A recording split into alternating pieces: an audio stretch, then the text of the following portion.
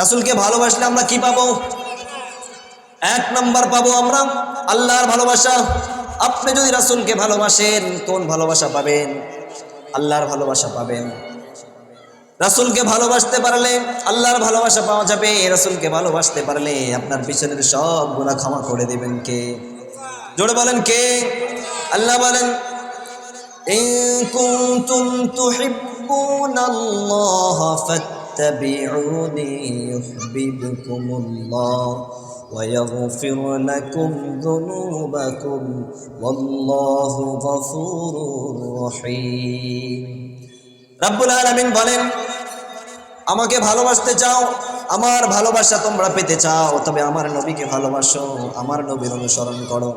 আমার নবীর যদি অনুসরণ করো তবে আমার ভালোবাসা তোমরা এমনিই পেয়ে যাবে। প্রথম পুরস্কার, আমার নবীকে ভালোবাসবেন। ভালোবাসা পাবো কার? আসতে বলবেন না, ভালোবাসা পাবো কার? 2 নাম্বার পুরস্কার, ওয়াগফির লাকুম যুনুবাকুম, তোমাদের পিছনের সব গুনাহ আমি ক্ষমা করে দিব। রাসূলকে ভালোবাসবেন, পিছনের সব গুনাহ ক্ষমা করে দিবেন কে? চিল্লায় বলেন কে? রাসূলকে ভালোবাসবেন, আপনি ঈমানের স্বাদ পাবেন। আমরা মুমিন না, কিন্তু আমরা যে মুমিন একটা মজা পাইতেছি না। ঈমানের একটা স্বাদ আছে, আলাদা একটা স্বাদ আছে। এই স্বাদটা তুমি তখনই পাবে যখন বিশ্ব নবীকে ভালোবাসবে। আল্লাহর নবী বলেন, 3টা গুণ যার মধ্যে থাকবে, ওয়াজাদা হালাওয়াতাল ঈমান, সে ঈমানের স্বাদ অনুভব করতে পারবে। কয়টা গুণ? 3টা গুণ যার মাঝে থাকবে, সে ঈমানের স্বাদ অনুভব করতে পারবে। 1 নাম্বার হলো আল্লাহ এবং আল্লাহ রাসূলকে আসমান জমিনের মধ্যে যা কিছু আছে সব চাইতে বেশি ভালোবাসতে হবে। আসমান এবং জমিনের মধ্যে যত বস্তু আছে, এর মধ্যে নিজের সন্তান আছে, নিজের বাবা আছে, নিজের স্ত্রী আছে, পরিবার আছে, এই সব কিছুর চাইতে যদি আল্লাহ এবং রাসূলকে ভালোবাসতে পারে তবে সে ঈমানের স্বাদ পাবে। 2 নাম্বার হলো কাউকে ভালোবাসবে আল্লাহর জন্যে, আবার কারোর সাথে শত্রুতা রাখবে, তাও আল্লাহর জন্যে, নিজের ক্রোধের জন্যে নয়। কার জন্যে? একজনকে ভালোবাসবো কার জন্যে? আল্লাহর জন্যে। আমি আপনাকে ভালোবাসি আল্লাহর জন্যে, আপনারা আমাকে ভালোবাসবেন আল্লাহর জন্যে। কেউ যদি কাউকে আল্লাহর জন্যে ভালোবাসে, আবার কারোর সাথে যদি শত্রুতা রাখতে হয় তাও আল্লাহর জন্যে, এই ব্যক্তিও ঈমানের স্বাদ পাবে, ঈমানের মিষ্টতা অনুভব করবে। তাহলে আমরাও আজ থেকে ইনশাআল্লাহ একে অপরকে ভালোবাসবো কার জন্যে? আমাদের ভালোবাসা সবই যেন হয় মহান রবের জন্যে, রাগ ক্ষোভ ঘৃণাগুলো তাও যেন হয় শুধু প্রভু তোমারই জন্যে। ভালোবাসি বাসি ভালো, ভালোবাসি প্রভু তোমাকে, ইয়া হাবিবি ইয়া রাসূলুল্লাহ, হৃদয়ে গেঁথেছি তোমাকে। মান আহাব্বা লিল্লাহ ওয়া আবগাদা লিল্লাহ ওয়া আ'তা লিল্লাহ ফাকাদ ইসতাকমালাল ঈমান।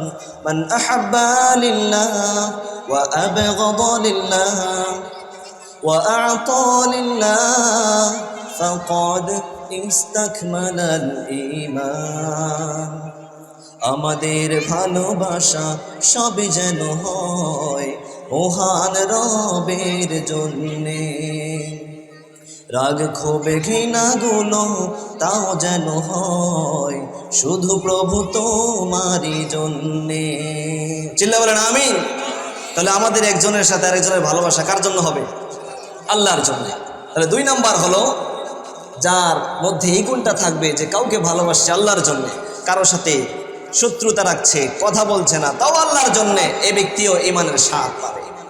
3 নাম্বার হলো যে ব্যক্তি ঈমান আনার পর কুফরে ফিরে যাওয়াকে এতটা পছন্দ করে যে নিজেকে আগুনের মধ্যে ফেলে দিতে যতটা পছন্দ করে, নিজেকে আগুনের মধ্যে ফেলে দেওয়াটাকে যতটা পছন্দ করে, আল্লাহর নবী বলেন এই গুণটা যদি তার মধ্যে থাকে যে সে ঈমানের পর কুফরে ফিরে যাওয়াটাকে এতটাও পছন্দ করে, তবে সেই ঈমানের স্বাদ পাবে। এই তিনটা গুণ যার মাঝে থাকবে রব্বুল আলামিনের হাবিব বলেন সে ইমানের পরিপূর্ণতা অর্জন করতে পারবে এবং ইমানের মিষ্টতা সে অনুভব করবে। তাহলে এর মধ্যে প্রথমটা কি ছিল? রাসূলকে ভালোবাসা। কি ছিল? তাহলে আমরা প্রথম পুরস্কার পাইলাম, আমার হাবিবকে ভালোবাসার প্রথম পুরস্কার পাইলাম, আল্লাহর ভালোবাসা আমরা পেয়ে যাব। দ্বিতীয় নাম্বার পুরস্কার পাইলাম যে আল্লাহ রাব্বুল আলামিন আমাদের পিছনের গুনাহগুলো ক্ষমা করে দেবেন। তৃতীয় নাম্বার পুরস্কার আমরা পেলাম রাসূলের ভালোবাসা যদি আমার অন্তরে থাকে তবে আমি ইমানের স্বাদ অনুভব করতে পারবো। চতুর্থ নাম্বার ফজিলত হলো আল্লাহ রাসূলের সাথে জান্নাতে যাওয়া যাবে। কার সাথে? রাসূলকে যদি ভালোবাসতে পারি তবে আমরা কার সাথে জান্নাতে যেতে পারবো? জোরে বলেন, কার সাথে জান্নাতে যেতে পারবো? রাসূলের সাথে। এক ব্যক্তি এসে বলে, ইয়া রাসূলুল্লাহ, ইয়া হাবিবাল্লাহ, আমি আপনাকে দুনিয়ার সব কিছুর চাইতে বেশি ভালোবাসি, এতটাই বেশি ভালোবাসি ইয়া রাসূলুল্লাহ, আমি যখন বাড়িতে থাকি আপনার কথা মনে পড়ে যায়, তখন আপনাকে দেখার আগ পর্যন্ত আমি আর বাড়িতে বসে থাকতে পারি না। যখন বাড়িতে থাকি আপনার কথা স্মরণে পড়ে যায়, আমি দৌড় দিয়ে আপনাকে এসে এক নজর দেখে মনটাকে শান্ত করে নেই। তবে ইয়া রাসূলুল্লাহ, ইয়া হাবিবাল্লাহ, আমার একটু ভয় হয় মরণের পরে যেন কি হবে। আমি তো হলাম গুনাহগার, আপনি তো হলেন নবী, আপনি যখন দুনিয়া থেকে চলে যাবেন আমিও দুনিয়া থেকে চলে যাব, আমি তখন আপনাকে কিভাবে দেখব আমি জানি না। আপনি হলেন বিশ্ব নবী মুহাম্মদুর রাসূলুল্লাহ, আপনি তো নবীদের সাথে থাকবেন, উঁচু মর্যাদায় থাকবেন, জান্নাতের এমন জায়গায় থাকবেন, আমার মতো অদম যদিও জান্নাতে যায় তবে আপনার সাথে থাকতে পারবো না। একটা আক্ষেপ। দুনিয়াতে তো আপনাকে না দেখলে মন চাইলে দৌড় দিয়ে এসে আপনাকে দেখে দিলটাকে প্রশান্ত করি, তবে দুনিয়া থেকে যখন চলে যাব আপনি জান্নাতের উচ্চ আসনে থাকবেন, আমি থাকবো অদম যদিও জান্নাতে যায় খুবই নিম্নতম একটা স্থান, আমি আপনাকে কিভাবে দেখব? আল্লাহর নবী বলেন, আমার সাহাবী শুনে রাখো, আল্লাহ রাব্বুল আলামিন ঘোষণা করেছেন, মাইয়ুতিউল্লাহ ওয়ার রাসূলা, যারা আল্লাহ এবং রাসূলের অনুসরণ করবে, আল্লাহ এবং রাসূলকে ভালোবাসবে, فأولئك مع الذين أنعم الله عليهم من النبيين والصديقين والشهداء والصالحين। জোরে বলেন আল্লাহু আকবার। আল্লাহর নবী বলেন, ও আমার সাহাবী, আল্লাহ জানিয়েছেন যদি কেউ আল্লাহর নবীকে এবং আল্লাহকে ভালোবাসে তারা জান্নাতের মধ্যে কাদের সাথে থাকবে তুমি জানো নি? তারা নবীদের সাথে থাকবে, তারা শুহাদাদের সাথে থাকবে, তারা সিদ্দিকীনদের সাথে থাকবে, তারা উন্নত মানের মুমিনদের সাথে থাকবে।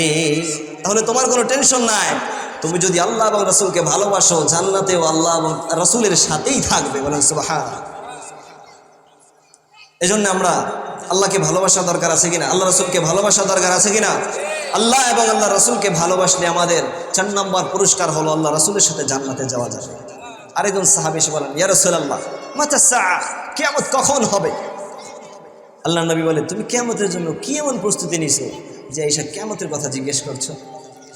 বলে, ইয়া রাসূলুল্লাহ, কিয়ামতের জন্য আমি তেমন কোনো প্রস্তুতি নিতে পারি নাই, তবে আমি আপনাকে ভালোবাসি আর আপনার রবকে ভালোবাসি।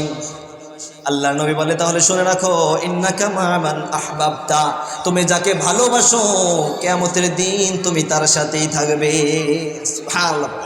হাদিসে বর্ণনা হযরত আনাস বলেন, আল্লাহর কসম করে বলছি, আমি ইসলাম গ্রহণের পর থেকে এই কথা শোনার আগ পর্যন্ত এত খুশি আমি হই নাই যত খুশি আমি এই কথা শুনে হয়েছি। কেন?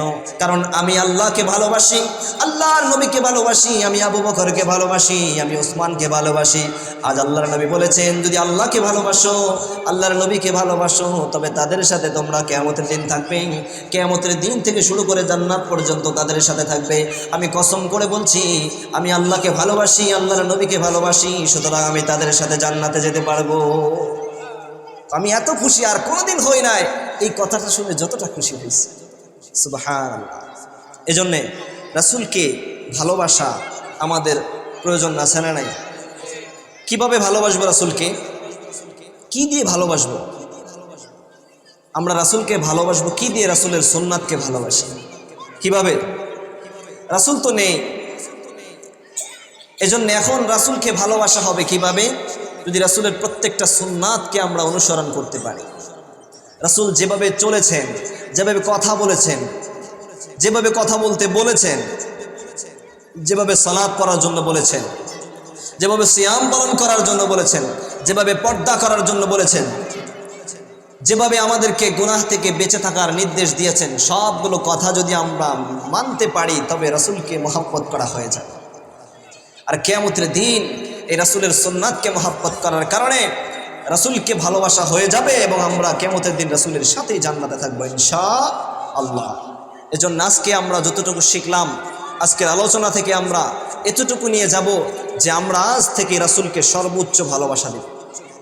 দুনিয়ার সব কিছুর চাইতে আমরা রাসূলকে ভালোবাসবো। সুতরাং রাসূলকে ভালোবাসতে গিয়ে যদি আমার অর্থ বিসর্জন দিতে হয় আমি দিব, রাসূলকে ভালোবাসতে গিয়ে যদি আমার ছেলে পেলেদের উপরে প্রাধান্য দিতে হয় আমি তাও করব, রাসূলের মর্যাদা টিকিয়ে রাখতে যদি আমার জান চলে যায় আমি আমার জান দিতেও প্রস্তুত থাকব, তবে আমি আল্লাহ রাসূলের সাথে জান্নাতে যেতে পারব। আল্লাহ রাব্বুল আলামিন আমাদের সকলকে আমার পেয়ারা নবীর সুন্নতের উপরে চলার তৌফিক দান করেন এবং তার সুন্নতকে মহাব্বত করে প্রকারান্তে রাসূলকে মহাব্বত করার তৌফিক দান করেন। রাসূলের মহাব্বতের মাধ্যমে আল্লাহর ভালোবাসা অর্জন করার তৌফিক দান করেন। পরিশেষে আল্লাহর ভালোবাসা পেয়ে আমরা জান্নাত পর্যন্ত পৌঁছতে পারি যেন আল্লাহ তৌফিক দান করেন। ওয়া মা তৌফিক ইল্লা বিল্লাহ। আসসালামু আলাইকুম ওয়া রাহমাতুল্লাহ।